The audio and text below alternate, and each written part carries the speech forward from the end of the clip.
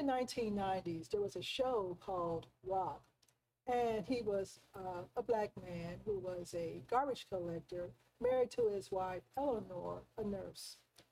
YouTube sensation, the late Kevin Samuels, had women rank women on a scale up to 10, oftentimes telling them to choose better, and the conversations could be polarizing, but he gave advice on love and lifestyle, which wasn't exactly for everybody.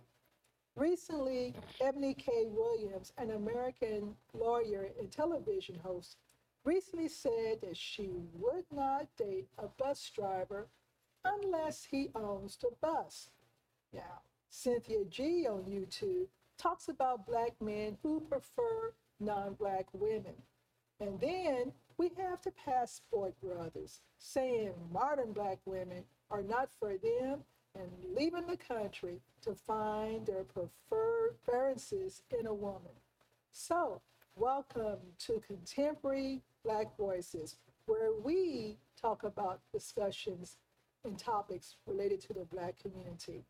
So, our topic is, are current and future relationships between Black men and women at risk? So, today we have Dr. Kimberly Johnson, a professor and department chair in management, marketing, and supply chain management. Welcome, Dr. Johnson. Thank you. Thank you so much for having me today. I'm excited about the topic. Well, I know that I got my partner on the right. He's just already excited because he knew that I was thinking about doing this. I'm not saying the other guys aren't excited, but he really is excited. So let's Awesome. just go ahead and get on this discussion. So let's talk about social media. There is the Black Manosphere, who the late Kevin Samuels sat as king, and there are other channels, most, especially those led by Cynthia G, at which both sides have attacked Black men and women relationships.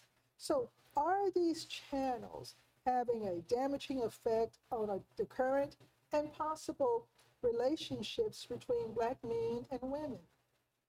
That's an excellent question. First, social media, I think, is a very powerful tool that can be used for a multitude of great purposes. But whenever you have social media used and it is completely one sided, I think that can be damaging, especially if the people, the listeners that are taking in the information, are using that as their sole source of information, their sole source for judging situations. So I do think it can be detrimental. Okay. So if we look at mainstream media kind of changing around a bit, we're Sure. seeing more and more situations where we're seeing interracial couples in commercials. I don't know if you notice it yourself. I And have. what do you see as the current state of Black relationships, and particularly marriage, in the Black community? Okay, excellent question. I have seen that. I've seen more commercials and things of that nature, like you said, interracial relationships. And I'm a business professor. And so, and I don't mean this in a negative way, but I think businesses and the types of environment that businesses operate in, I don't think it's so much that they are behind or supporting certain things as opposed to they're checking boxes to make sure that they keep down the criticism. So that's the first thing. But the state of Black marriages, I believe that that was your second question, the Black relationships in general, before we just talk about Black marriages and Black relationships, I think the state of the family is in trouble. I think there are a lot of things that are taking place that is causing problems in families and in homes. And what we see in the Black community is also a reflection of that. I do think that there are some problems that exist. And if we don't get a handle on that and get the right focus, I think it's just going to continue and it's going to escalate. Okay. Uh, Caleb, you want to ask her a question? Oh, yes. Hi, doctor. Thank you for joining us. And so, the question I have is, what you're seeing, is that something that is that just an American issue in general that's widespread? Is that particular to the Black community, or is that something that's generational? Is it that this generation is less inclined to marry due to economics or various reasons? And so I just wanted to just follow up with that question. Excellent question, Caleb. So, in general, there were a lot of pieces you put in there. Like, is it generational? Is it just the African American community? Is it just an American situation that's happening in our culture? So I think there are some different answers there. I think in general, we see problems nationwide.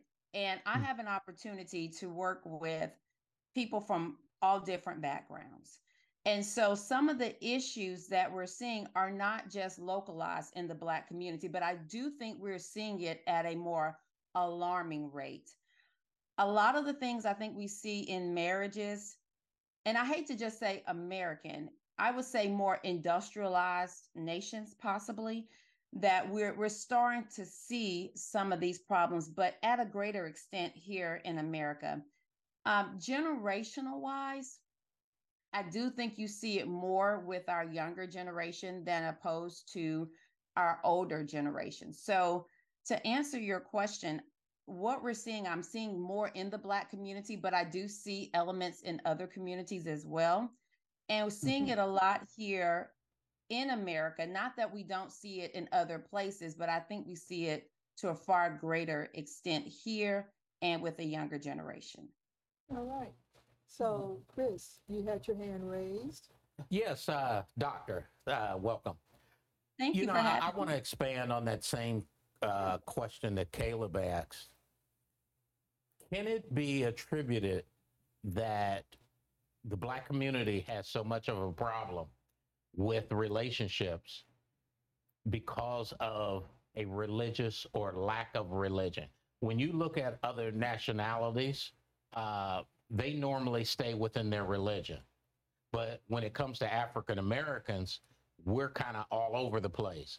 So I'm wondering if that has anything to do with our permissiveness, so to speak, that, yeah, we might be Christians, but we're Methodists, we're Baptists, we're this, they're that, and the other. Whereas a Muslim, you only got maybe one or two sects. That's an interesting question. So, in my experience, and my husband and I have worked in the ministry for about 24 years. And one of the things we do is we work with couples. I've seen over the years, I've seen a disconnect. For example, if you have someone of the Christian faith and they may marry someone with a Muslim background, for example. But most of the people that I've seen and that do have problems in their marriages, they're both Christian and same denomination. So I don't think that it's religion as much, because those that I've had an opportunity to operate with, I always make the joke about my husband and I grew up Baptist, he grew up Pentecostal, both Christians. And so we have a lot of similarities in our background, but we had some conflicts when we first got married. And so I don't think it's that. I don't think it's religion per se. I think religion can play a role if you have two totally different religions and two totally different belief sets. But I don't think it's denomination in my personal experience. I think it's some other things. If I could go one step further, Sure. When you look at an interracial relationship, that interracial relationship does not normally happen for other nationalities because of their religion. Okay, so you talking about problems in interracial relationships? I just want to clarify, make sure. Yes, I am talking about where Blacks are dealing with both relationships within themselves and they're dealing with the interracial relationships. Like Dr. Sharon was talking about, you have on TV, you see interracial couples, different things like that. It's kind of being now more acceptable. than it was before. But when you look at other religions, they're not as acceptable. I mean, I don't see, let's say, a East Indian and a black together. Oh, okay. I understand what you're saying. So, yes, now in that sense, where you are coupling an interracial relationship and then also someone maybe marrying someone with a different religious background, you don't see that as much in other communities. I'm not aware. Like I said, I have an opportunity to work with and intermingle with people from a lot of different backgrounds. And you're right, you don't see that as much for a variety of reasons, cultural reasons. A lot of them, those that I've interacted with, the level of respect, I don't know if respect is the best word, but the level of you don't go out of line with the culture or the preference of your family. So you don't see that as much. Those that I've had an opportunity to interact with, they, even if they wanted to, they just, it's a very strong culture and family pressure that you just don't step out of that. And so you don't see that as much, at least not in my experience. Thank you. Okay, Fred? Yes, I have a question. Three of the most powerful women in this country, black women, being the vice president, then Susan Rice, the special assistant president, and Jackson over at the Supreme Court, are married to white men. Mm-hmm. The one black man, as we know on the Supreme Court, is married to a white woman. Mm-hmm. Is that a good, are they good examples in terms of trying to make sure we keep our culture, black on black, together? Or are they doing us harm?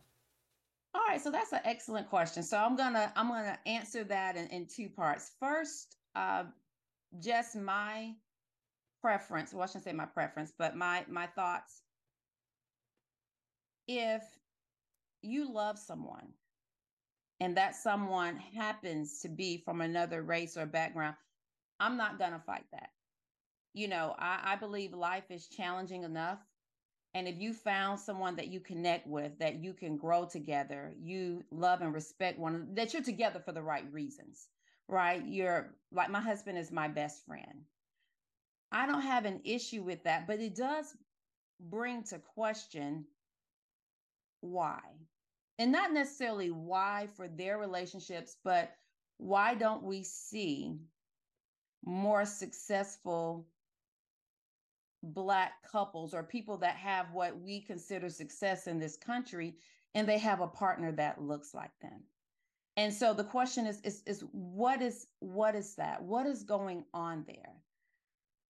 And it does make someone wonder, for example, why can't you have two successful Black professionals or two successful, a husband and a wife, that make it to those pinnacles of success? Why is it when we see people get to certain levels, it seems like they don't have a partner that looks like them? So I think that's a very valid question. And as a mother, for example, of three Black men, that is concerning. Again, not for those specific relationships, because I don't know the details. And I champion, love, and I champion friendship. And I champion, you finding somebody to do this thing called life together with. There's nothing wrong with that. Well, But Dr. if people, Johnson, Mhm. what we're going to do is we're going to take a momentary break. And Okay. we're going to come back to this discussion because there are some stats that I found very interesting. Perfect. Okay. See you in a few minutes.